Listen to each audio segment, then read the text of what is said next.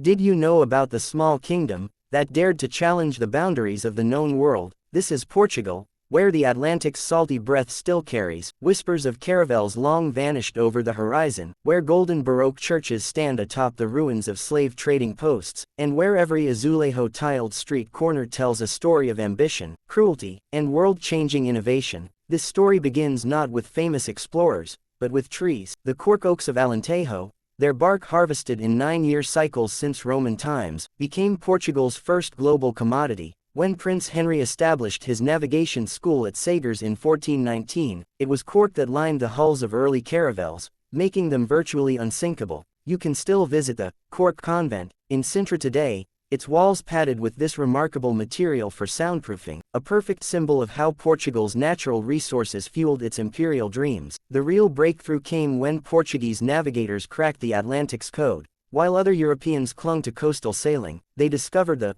Volta do Mar, the great circular wind system that could carry ships south to Africa and west to Brazil. At Lisbon's Maritime Museum, you can see the actual navigation charts marked with secret notations. Hear the currents turn, or beware the floating islands of seaweed. Their ships became floating laboratories, carrying botanists to study winds, astronomers to track stars, and even artists to document new lands. Vasco da Gama's 1498 arrival in India is often portrayed as a triumph of navigation, but contemporary accounts reveal a comedy of errors that turned deadly. His fleet initially anchored at the wrong port north of Calicut. The gifts he presented, striped cloth, honey, and coral beads, were laughably inadequate for an Indian Maharaja. When shown a Hindu temple, Da Gama knelt before the statue of Parvati, believing it to be the Virgin Mary. The brutal tactics that followed, the burning of ships, the systematic destruction of Arab trade networks, weren't just acts of violence but calculated moves in what we now call economic warfare. The Portuguese Empire ran on information control. In Goa's Viceregal Palace archives, I found 16th-century spice price lists showing how they deliberately created shortages to manipulate markets. In 1523,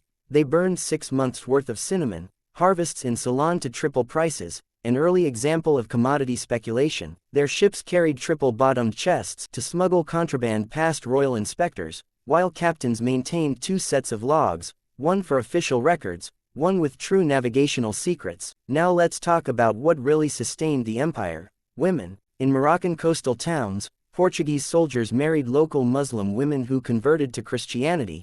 Their bilingual children became crucial interpreters. In Japan, the Kasutori community of mixed Portuguese-Japanese descent dominated Nagasaki's trade for generations. The most remarkable case is Dona Maria da Cunha, a 16th-century noblewoman who personally financed 3 India-bound caravels after being widowed, stipulating that captains must send her detailed market reports. Her ledgers, preserved in Coimbra University, show shrewd investments in pepper futures and lacquerware. The dark heart of empire still beats in Lagos slave market, Europe's first. What began as a trickle of captives from Mauritania became a flood after 1444, when Prince Henry's men raided a sleeping Berber village at dawn. The accounts are chillingly precise: 186 head of black merchandise, mostly female, sold at 20 dabras each. By 1540, the fortress at Elmina was processing 12,000 captives annually. The door of no return still stands as a monument, but more revealing are Lisbon's archives showing how the crown taxed every stage of the trade, from capture to Atlantic crossing to Brazilian sale. Brazil transformed Portugal's fortunes after 1500. When explorers found no spices, they turned to Brazelwood,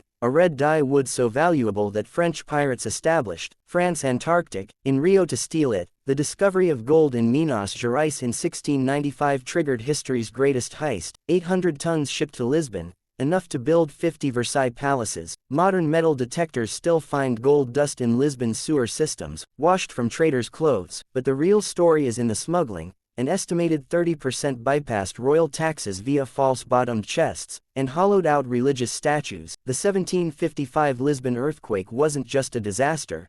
It became the world's first modern urban rebirth. As fires raged through the rubble, Prime Minister Pombal didn't just rebuild, he reimagined cities. His Gaiola Pombalina cage construction used flexible wooden skeletons that swayed without collapsing, a technique now standard in earthquake zones. He established Europe's first urban sanitation system, with underground waste channels modeled on ancient Roman designs. Most radically, He created state-run factories producing everything from silk to cannons, breaking England's industrial monopoly. The iconic Pombaline buildings lining Lisbon's Baixa district still stand today, their innovative designs visible during renovations. Beneath Portugal's history of empires and exploration lies a quieter revolution, its cultural influence that continues to shape our world. The Portuguese language, carried by those caravels across continents, now connects 250 million people from Luanda to Macau, in a linguistic web older than Shakespeare's English.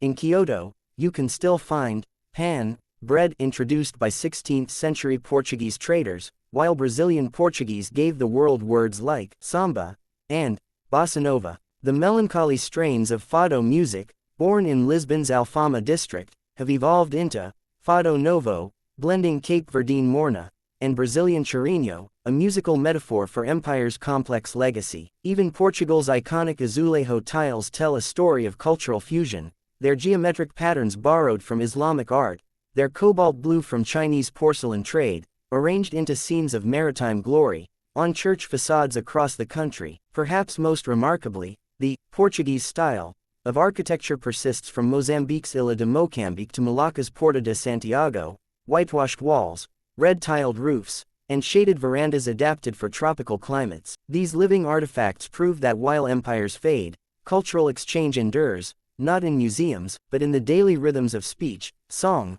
and shared memory across 4 continents. Portugal's African colonies tell a complex 20th-century story. The assimilado system promised citizenship rights to educated Africans, but the 1950 census shows only 0.7% qualified. Colonial troops from Cape Verde fighting in Goa created unexpected connections. Many settled in India after 1961, their descendants still visible in Mumbai's Catholic neighborhoods. When independence came in 1974, it wasn't through gradual reform but the Carnation Revolution. Soldiers placed flowers in their rifle barrels as they overthrew the dictatorship. Modern Portugal offers equally compelling narratives. The Alcava Dam flooded entire villages, but created Europe's first dark sky reserve, where astronomers study galaxies unimpeded by light pollution. In the Azores, geothermal plants use volcanic heat to power entire islands, while preserving hydrangea-lined landscapes. Even Portugal's famous custard tarts, pastéis de nata, carry imperial echoes. The original recipe came from Geronimo's monastery monks using egg yolks leftover from starching nuns' habits. As I stand in Bellem's monument to the discoveries, watching the Tagus River merge with the Atlantic, the full circle of Portuguese history becomes clear. The nation that pioneered globalization now leads in sustainable tourism. The empire that extracted resources from 5 continents now exports renewable energy technology. The sailors who braved the Green Sea of Darkness would surely appreciate their descendants installing wave energy converters off those same rugged coasts. Portugal's ultimate lesson isn't about conquest or commerce,